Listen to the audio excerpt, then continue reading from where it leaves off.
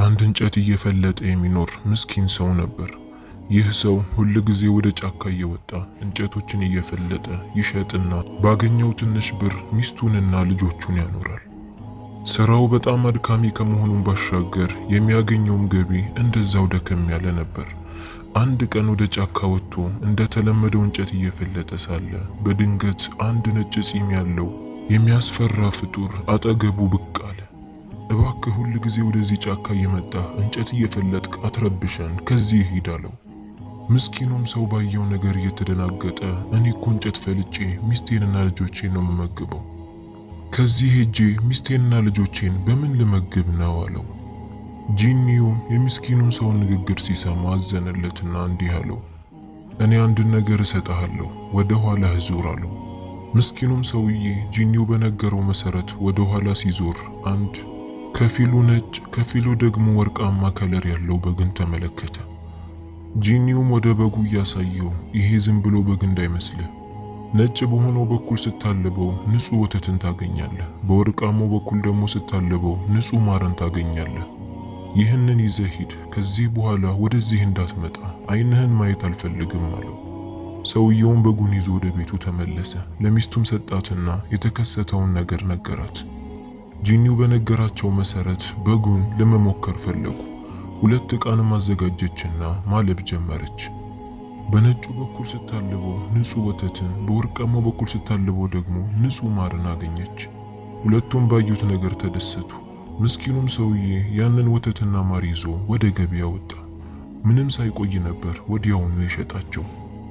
ወዲያውኑ አህያ ገዝቶ ለቤቱ የሚያስፈልገውን ነገር ሁሉ አሟልቶ ወደ ቤት በደስታ መመለስ ጀመረ። ብዙም ሳይቆይ ነበር ይህ ስራ ትርፋማ ያደረገው። ነገር ግን አንድ ምቀኛ ጎረቤት ነበረው። ይህ ጎረቤት እንዴት በአንዴ እንዲህ ሊለወጥ ቻለ እያለ የማሰብ ጀመረ። ለሚስቱም ጉዳዩን ነገራት። ወደ ቤት ሄደሽ ይህ ሰው ምን እንደሚሰራና ቤቱ ምን እንዳለ ተመልከቺ አላት። ያ ምስኪን ሰውዬ ሲወጣ ጠብቃ የዛ መጥፎ ጎረቤት ሚስት ወደ ቤቱ አመራች። የምስኪኑም ሰውዬ ሚስት የጎረቤቷን ሚስት በጥሩ አቀባበል ተቀበለቻት። ወደ ቤቷ ማስገባቻትና ከማርና ከወተት ዳቦም ይዛላት መጣች። የመጥፎ ጎረቤት ሚስት የወተቱን ንጣትና የማሩን ማማር ስትመለከት ፈዛ ቀረች። እንዴት እንደዚህ አይነት ንጹህ ማርና ወተትን ሊያገኙ ቻሉ እያለች ማሰብ ጀመረች። ማሩና ወተቱ በጣም ያምራል፣ ብዙ ነው እንደ ያላችሁ ብላ ጠየቀቻት። የምስኪኑ ሰውዬ ሚስት ብዙም ሳታቅማማ አዎ ወተትና ማሩን እንሸጠዋለን፣ እንደ ምግብም እንጠቀመዋለን አለቻት።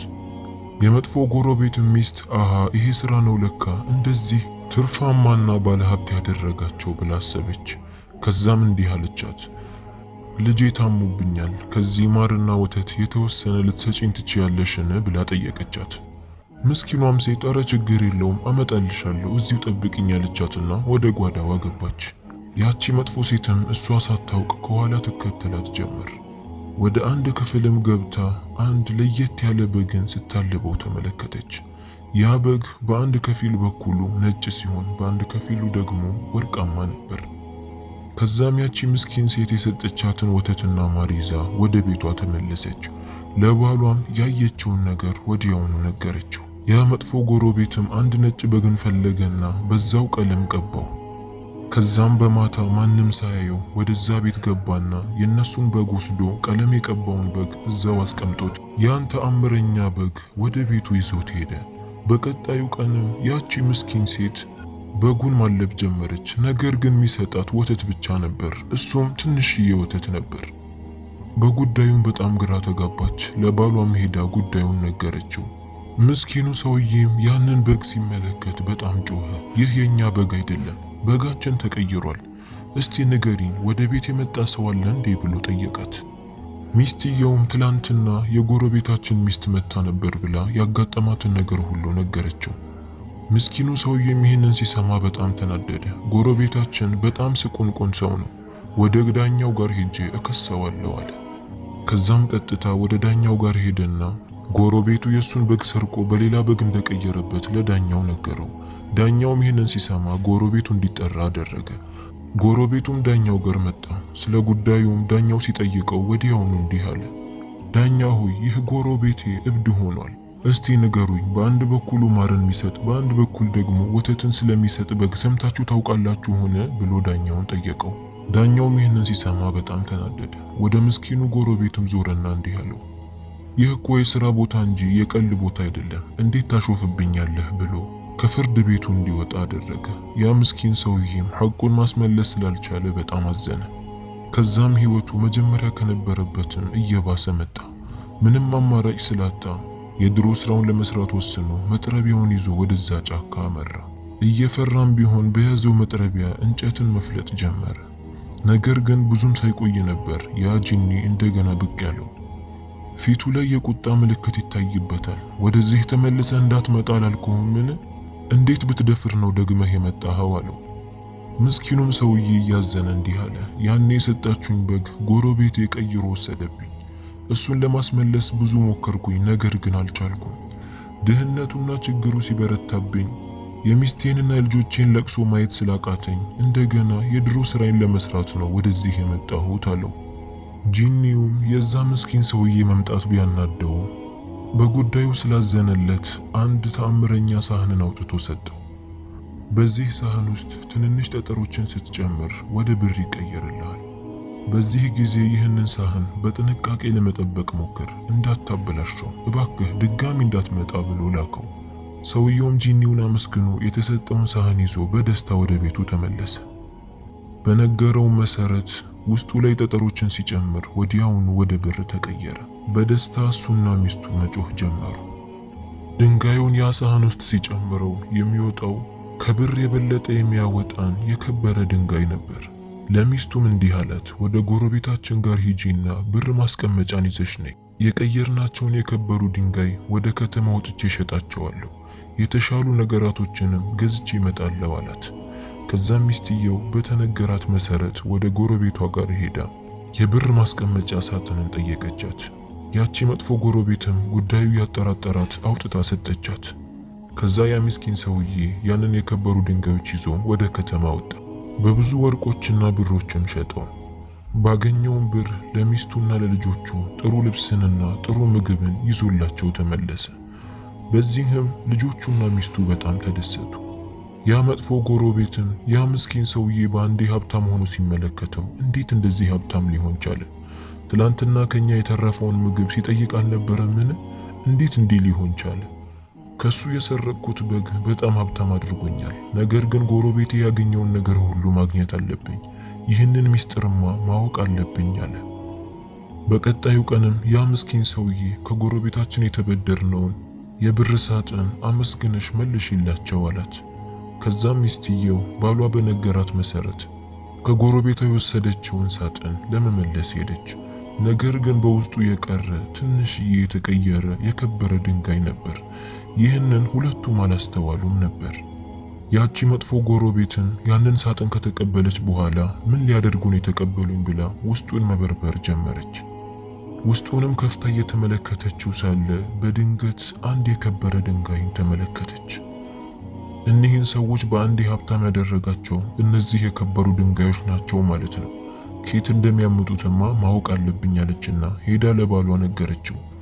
ባሏም ያንን የከበረ ድንጋይ ሲመለከት በጣም ተገረመ። ውድ የሚሸጥ ነበር። ይህንንማ ከየት እንዳገኙት ማወቅ አለብኝ አለ።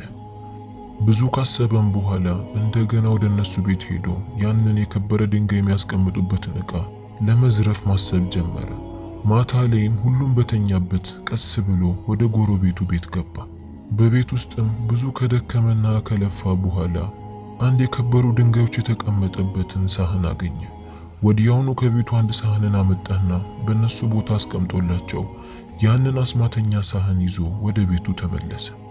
በቀጣዩ ቀንም ያ ምስኪን ሰውዬ የተወሰኑ ጠጠሮችን ይዞ በዛ ሳህን ላይ ሲያስቀምጥ ወደ ከበሩ ድንጋዮች አልተቀየረም ነበር። በዚህም መጮህ ጀመረ። የተሰጠው ያ ተአምረኛ ሳህን እንደተሰረቀም ገባው። ለሚስቱም ነገራት። ሚስትየውም እያዘነች አሁን ምን ልናደርግ ነው? ዳኛው እንደሆነ አልሰማችሁም ብሎናል። ምስኪኑ ሰውዬ ምንም አማራጭ የለኝም፣ እንደ ድሮዬ መጥረቢያዬን ይዤ ወደዛ ጫካ አመራለሁ። ከዚህ ውጪ ሌላ ምንም አማራጭ የለኝም ማለት። ከዛም መጥረቢያውን ይዞ ወደዛ ጫካ አመራ። ትንሽ ጠበቀና እንጨቱን መፍለጡን ጀመረ። ወዲያውኑ ያ ጂኒ ብቅ አለ። በጣም ተናዶና ተቆጥቶ ነበር። የሚበቃህን ያህል አልሰጠሁክም? እንዴት ተመልሰህ ልትመጣ ቻልክ? አለው። ምስኪኑ ሰውዬ እንባ እየተናነቀው የሰጠከኝ 2 ዕቃ ጎረቤት የሰረቀኝ፣ እሱንም ደግሞ ማስመለስ አልቻልኩም፣ ምንም ማድረግ አልቻልኩም፣ ይቅርታ አድርግልኝ አለው። ጂኒው አሁን ለ3ኛ ጊዜ ነው እድል ምሰጥህ፣ ከዚህ በኋላ ግን ተመልሰህ እንዳትመጣ፣ የተሰጠህንም ንብረት በአግባቡ መጠበቅ አለብህ። ለምንድነው ዝም ብለህ ችላ ምትለው? አለና አንድ ሳጥን አውጥቶ ሰጠው። ይህንን ሳጥን ስትከፍተው ከውስጡ ትንሽዬ ልጅ ይወጣል። ያዘዝከውን ነገር ሁሉ ያለምንም መሰላቸትና በፍጥነት ይሰራልሃል አለው። ምስኪኑም ሰውዬ ጂኒው በሰጠው ነገር አመስግኖ ወደ ቤቱ ሄደ። ከዛም ያንን ሳጥን ሲከፍተው ወዲያውኑ ትንሽ ሰው ወጣ። ምንድነው የምታዘኛ አለቃዬ? አለው። ምስኪኑ ሰውዬም እቤቱን አጽዳልንና ምግብን አቅርብልን አለው። ከዛም ያ ትንሽ ሰው በተነገረው መሰረት ወዲያውኑ ቤቱን ማጽዳት ጀመረ። ምግብንም አቀረበላቸው። ሰውየውን ባየው ነገር በጣም ተደሰተ። ሚስቱ እሱና ልጆቹ ሆነው በደስታ ምግብ መብላት ጀመሩ። ያ ምስኪን ሰውዬ ንብረቱን ማስመለስ ፈልጎ ነበር። ወዲያውኑ ያንን ሳጥን ከፈተውና ንብረቴን ማስመለስ እፈልጋለሁ፣ አጠገቤ ወዳለው ጎረቤት ሂድና የሰረቀኝን በግና ሳህን ይዘህልኝና አለው። ያ ትንሽ ሰው በታዘዘው መሰረት ወደ ጎረቤቱ ቤት ገባ። ጎረቤቱም ያንን ሰው ሲመለከተው ማነህ አንተ? አለው። ትንሹም ሰው እኔ ጎረቤትህ ታዛዥ ነኝ ያለውና ያንን መጥፎ ጎረቤት አንድ ጊዜ መታውና መሬት ላይ ጣለው። ከዛም ያንን በግና ሳህን ይዞ ወደ ቤቱ ተመለሰ። ያ ምስኪን ሰውዬም ንብረቱን በማስመለሱ በጣም ደስ አለው። ነገር ግን ወዲያውኑ የቤቱ በር ተንኳኳ። በሩንም ሲከፍተው ያ መጥፎ ጎረቤትና የተወሰኑ ወታደሮችን ይዞ እና ዳኛውንም ይዞ መጥቶ ነበር። ዳኛውም አንተ ነህ ጎረቤትህን ሰው ልከህ ያስመታኸውን? አለው። ምስኪኑ ሰውዬም እኔ ጎረቤቴ የሰረቀኝን ንብረት ለማስመለስ ያደረኩት ነገር ነው አለ። ዳኛውም የምትናገረውን ነገር ሁሉ አላምንህም፣ ጎረቤትህን እንዲመታው ያዘዝከውን ያ ትንሽ ሰውን ይዘህ ወደዚህ ና አለው። ከዛ ያ ምስኪን ሰውዬ ጂኒው የሰጠውን ትንሽዬ ሳጥን ይዞላቸው መጣ። ከውስጡም ሲከፍተው አንድ ትንሽ ሰውዬ ወጣ። አለቃዬ ምን ልታዘዝም? አለው። ምስኪኑም ሰውዬ በዳይ የሆኑ ሰዎችን ሁሉ ምታቸው አለው። ያ ትንሽ ሰውም ከጎረቤቱ ጀምሮ ወታደሮቹን ሁሉ ይመታቸው ጀመር። ዳኛውንም ሊመታው ሲል ያ ምስኪን ሰውዬ እሱን እንዳትመታው አለው። ያም ትንሽ ሰው በታዘዘው መሰረት ዳኛውን ትቶ ጎረቤቱን ይመታው ጀመር። በዚህም ዳኛው መጥፎ ጎረቤት ማን እንደሆነ አወቀ። የሰውን ንብረት ባለአግባቡ ሰርቆ ስለደበቀ 2 እጁ እንዲቆረጥ አዘዘ። በሱ ብቻ አላበቃም፣ መንደሩንም ለቆ ከነ ቤተሰቦቹ ይህንን መንደር ለቆ እንዲወጣም አደረገ። ከዛም ለዛ ምስኪን ሰውዬ በአግባቡ ንብረቱን አስመለሰለት፣ ይቅርታንም ጠየቀው። ከዛን ጊዜ ጀምሮ ያ ምስኪን ሰውዬ በደስታ ከቤተሰቦቹ ጋር መኖር ጀመረ። የዛሬው ታሪካችን ይሄንን ይመስላል። ቪዲዮውን ላይክ፣ ሼር፣ ሰብስክራይብ አድርጉ። አስተያየት ካላችሁ ደግሞ ኮሜንት ስር አስቀምጡልን።